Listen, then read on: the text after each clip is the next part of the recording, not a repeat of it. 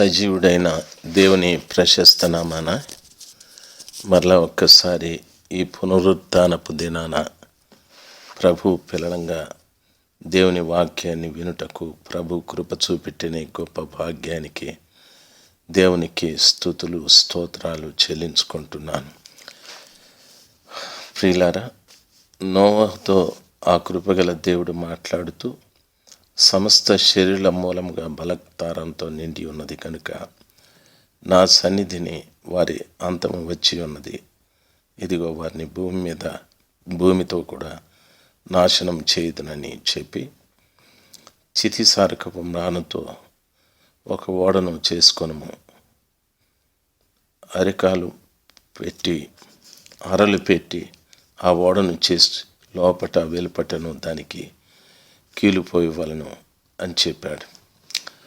ఆదికాండం 6వ అధ్యాయం 14వ వచనం. చితిసారకపు మాను అని చెప్పాడు. దానికి వివరణ ఏమీ లేదు, కానీ ఆ మానుతో ఓడలను తయారు చేయొచ్చని ప్రభువే చెప్పిన మాట బట్టి మనకు అర్థమవుతుంది. ఆ ఓడను తయారు చేసి అరలు పెట్టి ఆ ఓడను చేసి లోపట వెలుపట దానికి కీలుపోయవలను అని అన్నాడు. ఆ మానుతో ఓడను చేసి లోపట బయట కీలు పోయాలి అని చెప్పాడు. ఆ రీతిగా పోయడం వలన ఓడలోనికి నీళ్లు ప్రవేశించకుండా ఉండటానికి ప్రభుల వారు ఆ విషయాన్ని చెప్పాడు. నేను దాన్ని చేయవలసిన విధము, ఆ ఓడ 300 మూరల పొడవు, 50 మూరల వెడల్పు, 30 మూరల ఎత్తు గలదై ఉండవలను అని చెప్పాడు. ఓడ యొక్క నిర్మాణము నోవహు ఇష్టం వచ్చినట్టు కాదు, కానీ దేవుడే దాని నిర్మాణాన్ని చెప్పాడు. 300 మూరల పొడవు, 50 మూరల వెడల్పు, 30 మూరల పొడవు ఎత్తు అని చెప్పాడు. దైవజనాంగమా, ఆలోచించవలసినటువంటి విషయం, దేవుడు లోకంలోనికి నాశనాన్ని పంపించేటప్పుడు ఆయన ఆ నోవహు విషయంలో కడు జాగ్రత్త కలిగి చెప్పాడు. నోవహు విషయంలో అంత జాగ్రత్త దేవుడు చూపెట్టడానికి గల కారణము, నోవహు నిందారహితుడు, నీతిపరుడు, దేవునితో కూడా నడిచినటువంటి వాడు. ఆ తరంలో నోవహు దేవుని విషయంలో లేక దేవుని సన్నిధానంలో అంత భక్తిగా బ్రతుకుటకు ఆయన తీర్మానం చేసుకున్నాడు. లోకంలో ఈ రోజున రకరకాల విపత్తులు, రకరకాల ఇబ్బందులు, తెగుళ్ళు, రోగాలు, ఎన్నో సమస్యలు వస్తూ ఉన్నాయి.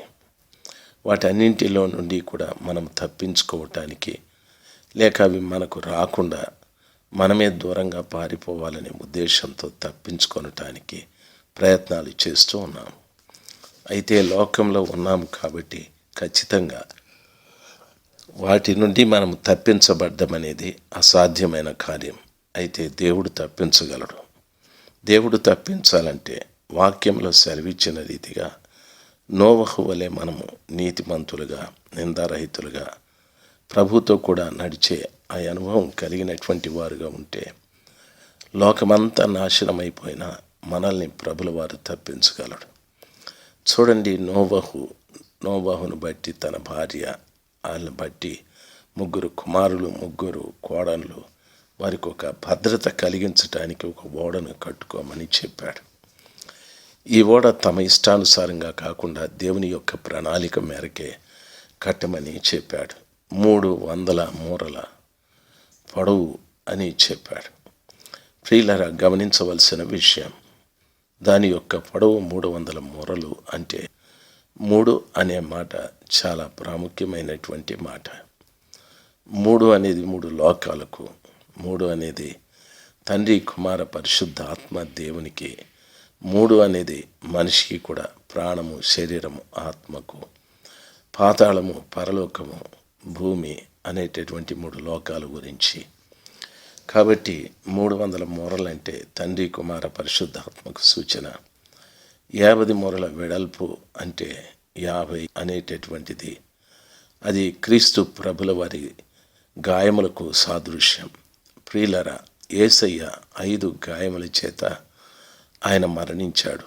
ఒకటి దెబ్బలు, వీపు మీద 2 పాదముల మీద మేకులు, చేతుల్లో శిరస్సున ముళ్ళ కిరీటం, ప్రక్కలో బలిము పోటు.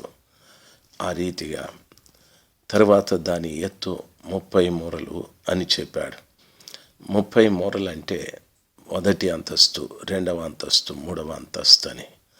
తండ్రి, కుమార, పరిశుద్ధాత్మ ఈ ముగ్గురికి సాదృశ్యమై ఉంది. అనగా మనము నీతిమంతులమై దేవుని వాక్యంలో సెలవిచ్చిన రీతిగా నిందారహితులమై దేవునితో కూడా నడిచిన అనుభవాలు మనకుంటే దేవుడు తనలోనే మనల్ని భద్రం చేసుకుంటాడు. తననే ఒక నిర్మాణంగా కట్టమని నోవాహుతో చెప్పాడు. ప్రియులరా, గమనించవలసినటువంటి విషయం, ఆ సర్వశక్తిమంతుడు తండ్రి, కుమార, పరిశుద్ధ ఆత్మలుగా మనకు తోడుగా ఉండి ఆయన మనల్ని ఆయనలో భద్రపరుచుకుంటాడు. బైబిల్ ఆ రీతిగా సెలవిస్తుంది. ఈ రీతిగా నిర్మాణం చేసిన తరువాత వాక్యంలో, ఇదిగో నేనే జీవవాయువు గల సమస్త శరీరాలకు ఆకాశం క్రింద ఉండకుండా నాశనం చేయుటకు భూమి మీద జలప్రవాహం రప్పింపబోచున్నాను. లోకమందున్న సమస్త చనిపోవును. లోకంలో సమస్తమును పుట్టించినవాడు ఆయనే, సమస్తమును నాశనం చేసేవాడు కూడా ఆయనే.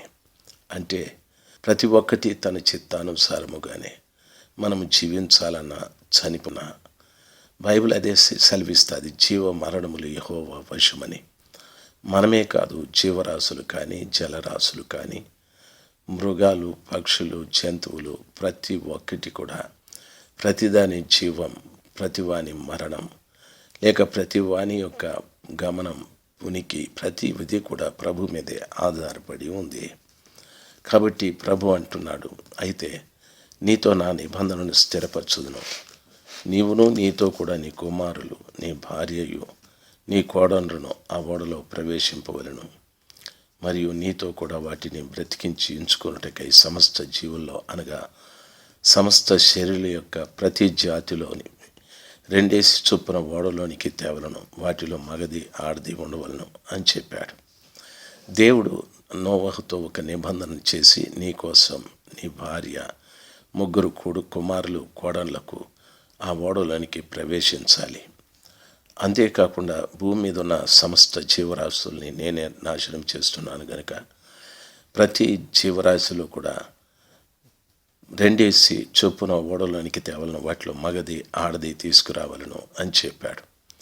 మొట్టమొదట దేవుడు సృష్టిని ప్రారంభించినప్పుడు భూమిలో నుండి ప్రతి జీవరాశి పుట్టునుగాక అని చెప్పాడు.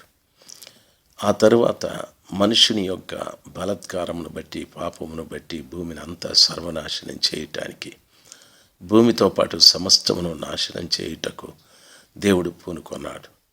2వ పర్యాయం భూమి మీద జీవరాశులు ఉత్పత్తి కావటానికి దేవుడు ఆదాముకు అవకాశం ఇచ్చాడు.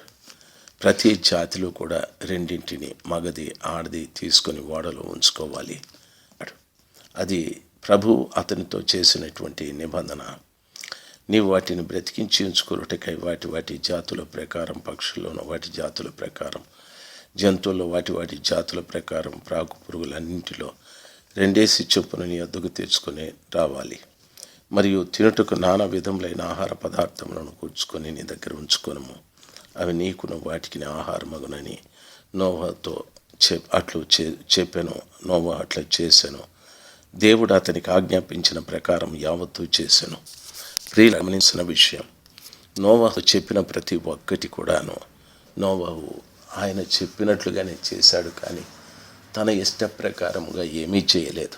బైబిల్ చెప్తుంది 22వ వచనంలో, దేవుడు అతనికి ఆజ్ఞాపించిన ప్రకారము యావత్తూ చేసినని. నోవాహు ఎంత మంచివాడో గమనించాల్సింది. ఈ లోకం దేవుడు నాశనం చేస్తానని చెప్పిన, నీకు నిబంధన చేస్తున్నా, నీ కుటుంబాన్ని రక్షిస్తానని చెప్పిన, భూమి మీద ఉన్న ప్రతి జీవరాశిని కూడా జతలుగా, ఆడది, మగది నువ్వు తీసుకెళ్ళమని చెప్పిన, ఏమేమి ప్రభువు చెప్తున్నాడో వాటికి కాసిన ఆహార పదార్థములు, సమస్తమైన పదార్థములను అందులో సమకూర్చుకోమని చెప్పిన ఏ ఒక్క మాట కూడా నోవాహు దేవునికి చెప్పింది లేదు. ప్రభా ఇలాగ చేస్తాను, అలాగ చేస్తానని చెప్పింది లేదు. అందుకే నోవాహు నిందారహితుడు. అందుకే దేవుని వాక్యం సెలవిస్తుంది దేవునితో కూడా నడిచినటువంటి వాడని, అతడు నీతిమంతుడని.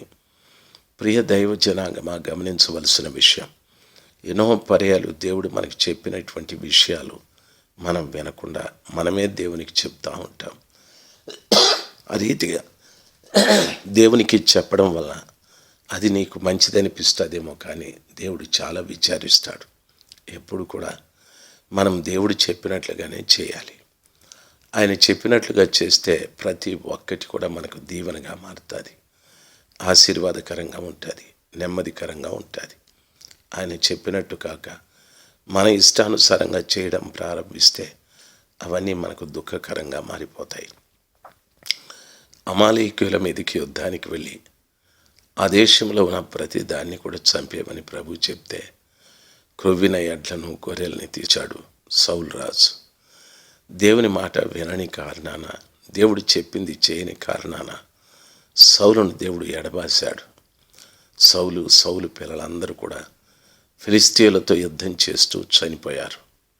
దేవుడు ఎప్పుడు సౌలుని ఎడబాశాడో అప్పుడు దేవుని ఆత్మ సౌలు వద్ద నుండి వెళ్ళిపోయి వెరిపించే ఆత్మ అతని మీదకి వచ్చేది. వింటున్న దైవ జనాంగమా, ఈ ఉదయకాలమందు గమనించాల్సింది, ఈ ఉదయాన పునరుద్ధానుడై లేచిన యేసు ప్రభుల వారి యొక్క మాటలు ఆయన చెప్పినట్టుగా మనం చేయడం చాలా మంచిది. ఎప్పుడు దేవునికి నువ్వు చెప్పొద్దు, ఇలాగ చేద్దాం అలాగే చేద్దాం అనని దేవుడు చెప్పింది చేస్తేనే లోకంలోకి ఎంత భయంకరమైన విపత్తు వచ్చినా నిన్ను ఓడలో ఉన్న నోవాహులాగా బయట ఉన్న ఆ నాశనం నిన్ను తాకకుండా దేవుడు భద్రం చేస్తూ వస్తాడు. ఆ గొప్ప దేవుని యొక్క ఆలోచనలు విని ఆయన చెప్పినట్టుగానే చేయి. నీకు నీ కుటుంబానికి క్షేమం ఉంటుంది, నీ సంఘానికి క్షేమం ఉంటుంది. దేవుడు ఆ కృప నీకు దయచేయునుగాక. ఆమెన్.